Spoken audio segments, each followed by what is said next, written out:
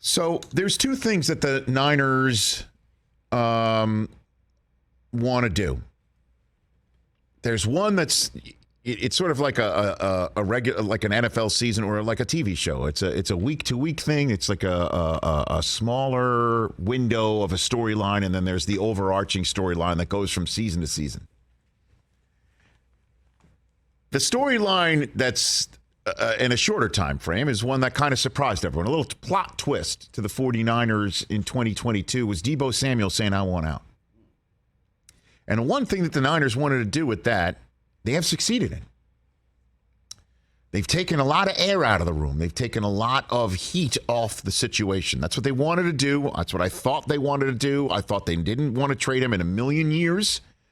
Even heard Steve Young say earlier this week that he's one of one. He's like the perfect guy for their offense. If you could choose any guy in the league that fits their offense as perfectly as Deebo Samuel, there's nobody else. It's him.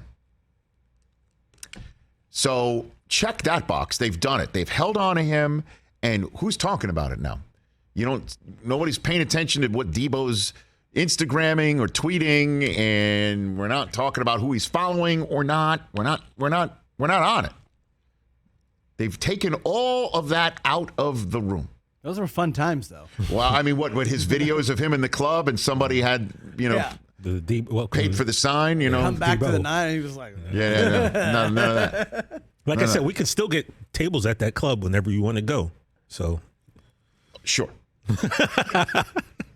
He's got a birthday coming up. I got a birthday coming up. Yeah. I mean, my nickname in college was Bottle Service. Oh, boy.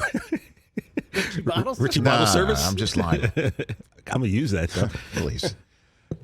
So check that box. They've succeeded. Deebo's still a Niner. We're not talking about it. Hopefully they're using this space, this quiet space, to get him happy and on the field. The other thing, it's now the overarching storyline season to season and how they're going to figure out Trey Lance. And the fact that Jimmy G's still a Niner, in my mind, has to do with the fact that he got surgery.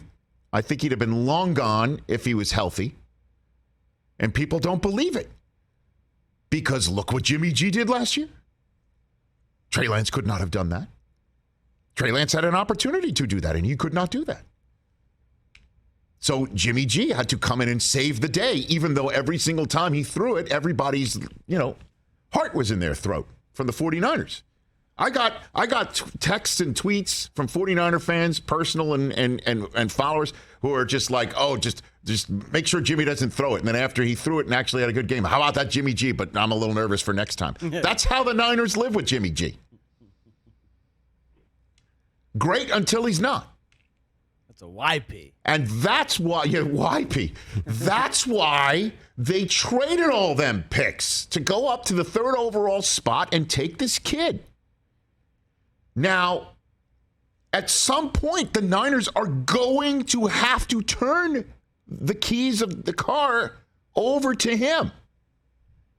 Everybody thought it could just be some smooth transition where, boom, he would come in and he'd be so damn good, Jimmy G would just never see the field again, and they just say, thanks for the memories, James. And last year, those moments, he had those opportunities, but guess what? He's still learning because he didn't have a lot of experience. He showed a lot of ability and flash at North Dakota State. But outside of that, it's all on what you think he can do and the upside that he has and the system that you put him in and the environment in which you place him, he can be successful. Niners fans don't want that possibility of having rookie or second-year, first-year starter bumps and turbulence. Guess what? Most teams deal with that. It's a rarity to not. See the Seahawks with Russell Wilson, Chiefs with Mahomes, Chargers with Herbert. That's a rarity. Things usually look more like Tua, or even the Bengals with Burrow. He got hurt. So guess what, 49ers fans? He's coming. He's coming, and you're going to have to throw him in the deep end of the pool in the NFC West where the defending Super Bowl champions live, and you're going to have to sink or swim.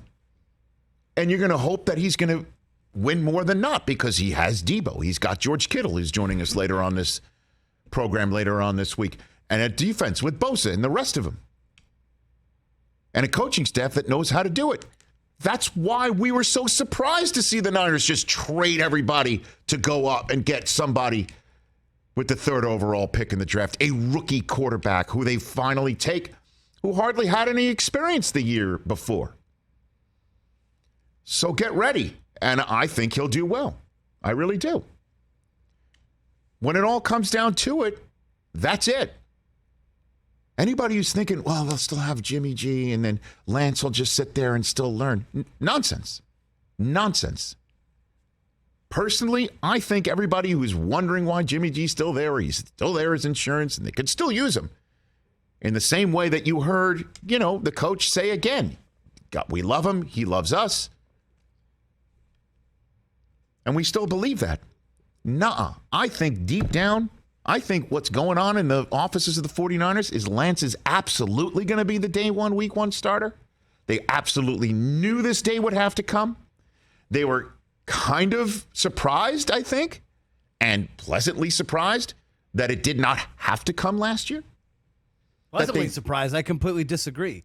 They drafted him to play him right away, and I think you could tell early on just from body language that Kyle Shanahan was a little annoyed that he didn't win the starting job. No. And they had to play Jimmy G last year because they had no other option. Way off. And then he took them to almost the Super Bowl, and then all of a sudden they have a problem now. No. And now you throw Lance in again, and what if he's still not ready, and you get rid of Jimmy G and you have to play Nate Sudfeld? Nope. So suddenly they're not making the playoffs. That's what you get when you go and dive into the top 3 pick market and take a quarterback. You're running that risk. Of course you are.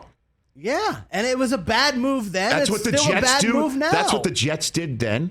That's what the Jaguars did. That's what those types of teams do. And that's why it was surprising to see the 49ers do it.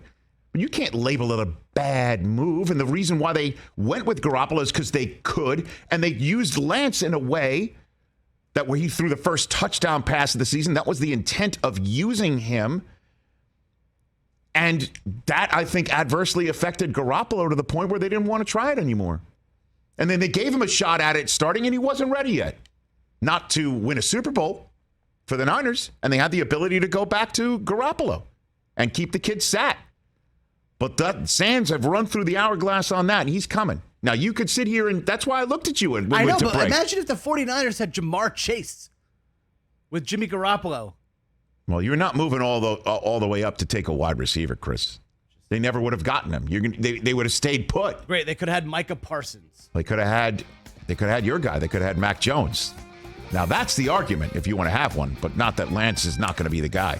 Hey, you watched all the way to the end. Thanks for that. Watch more right here.